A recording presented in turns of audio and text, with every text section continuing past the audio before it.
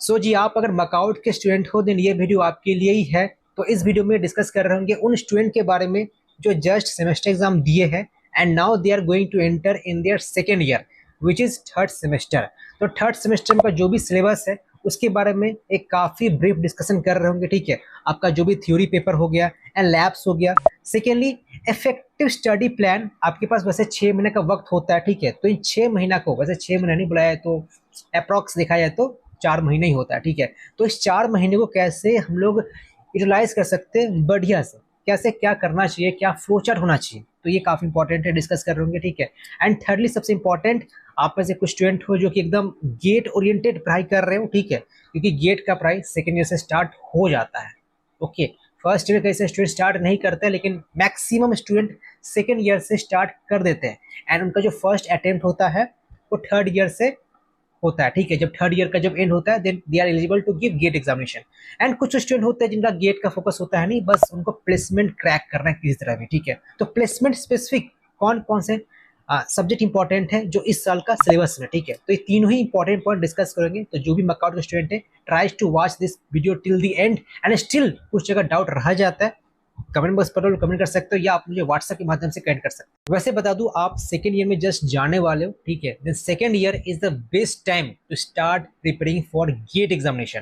Like आपको high study करने में इंटरेस्ट है, after BTech you want to do MTech, then yes आपका लाइक जो आईआईटी का जो सपना है कि हाँ मुझे आईआईटी में पढ़ाई करना है, एमटेक करना है, देन ये पूरा कर सकते हो। या सपोज अगर वो नहीं करना है, देन आपको लाइक लगता है कि मुझे गवर्नमेंट सेक्टर में जाना है, देन आप पीएसयू ऑफिसर बन सकते हो।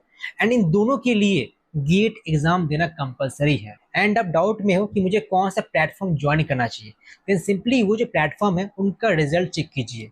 एंड बता दूं, इस साल 2023 में ऐसा एकमात्र ही प्लेटफॉर्म है फिजिक्स वाला जहां पर मैक्सिमम बच्चे हैं जिनका रैंक काफी अच्छा आया हुआ है। तो यहाँ पर टोटल 3 बैचेस है। ठीक है, आप अगर इस साल गेट के एग्जाम दिए थे एंड क्रैक नहीं कर पाए, देन आपके लिए बैच है विजय बैच फॉर ड्रॉपर स्टूडेंट। ठीक है, एंड इसका जो प्राइस है काफी कम है, मात्र ₹3499 है।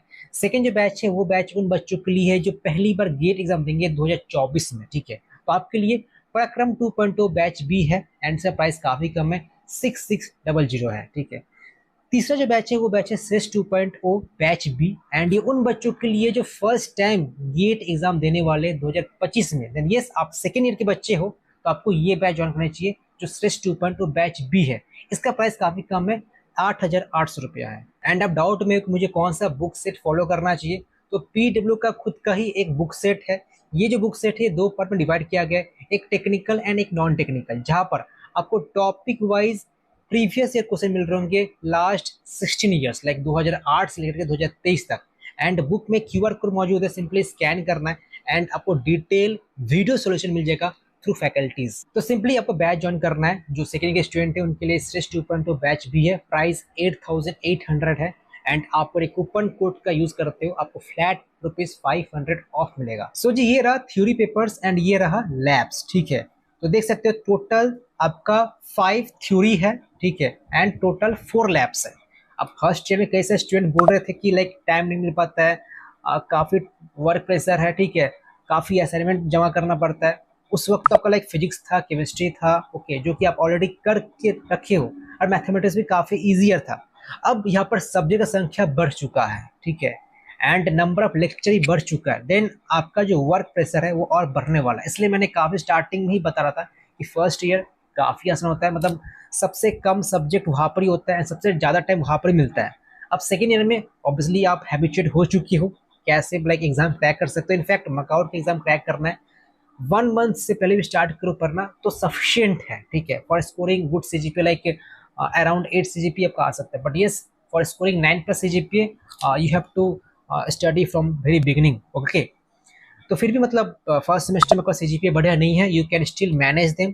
उसका जो एवरेज है आपका 6 सेमेस्टर होते होते, क्योंकि प्लेसमेंट आपका जनरली 6 सेमेस्टर से स्टार्ट हो जाता है। ओके, तो उस वक्त आपका जो एवरेज सीजीपी है अच्छा रहेगा, अगर सेकेंड ईयर में ठीक ठाक सीजीपी मेंटेन करके रख पाते हो तो। ठीक है, अब यहाँ पर कौन कौन सा इंपॉर्टेंट है, कौन कौन सा ज़्यादा फोकस करना चाहिए, ये डिस्कस कर रहे होंगे। ठीक है, अब देखो ये जो है आपका एनालॉग एंड डिजिटल इलेक्ट्रॉनिक्स, ठीक है, इजी है, कर लोगे। आप अगर गेट के स्टूडेंट हो then you must focus on this particular subject but ये प्लेसमेंट के टर्म्स में this is not important. Okay, तो सपोज कई सारे स्टूडेंट ऐसे होते हैं जो कि मेन सब्जेक्ट पर फोकस करते हैं, ठीक है, means they are not liking to कि मुझे 9+ CGPA ही चाहिए या मुझे 9.5 CGPA चाहिए। उनका एक टारगेट है कि हाँ मेरा एक ठीक ठाक CGPA होना चाहिए, 8 CGPA, ठीक है, और ज़्यादा टाइम मैं नहीं दूंगा, लेकिन मैं प्लेसमेंट ओरिएंटेड जो सब्जेक्ट है उसमें ज़्यादा टाइम दूंगा। अब देखो जाहिर सी बात है, अगर आप अगर हर एक सब्जेक्ट पर अगर इक्वल टाइम दोगे ना तो बढ़िया नहीं रहेगा, ठीक है। जैसे मान लीजिए ये सब्जेक्ट आपका इकोनॉमिक्स फॉर इंजीनियर्स, टाइम देना ही नहीं पड़ेगा। सपोज आप अगर इसमें कुछ ऐसा है, इसमें 5% टाइम देना है तो इसमें आपको 95% टाइम देना है, कुछ ऐसा है, ठीक है। तो आपको पता होना चाहिए किस पर मुझे ज़्यादा टाइम देना चाहिए।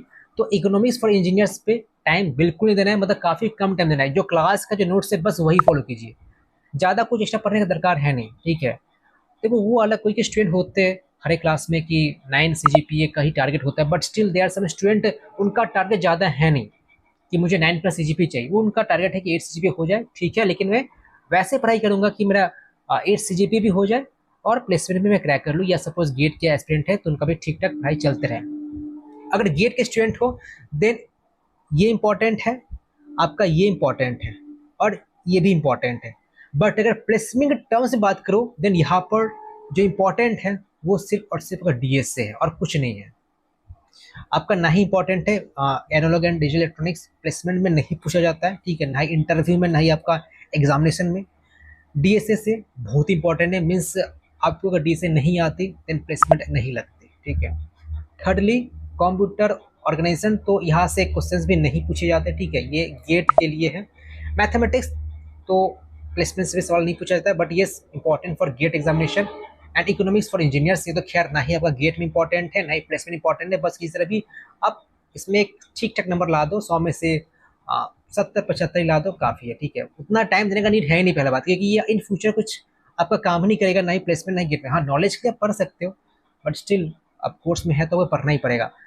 तो यहाँ पर जी जो गेट के स्टूडेंट हैं तो try to focus on this subject analog, ठीक है, data structure, computer organization and mathematics भी हुआ।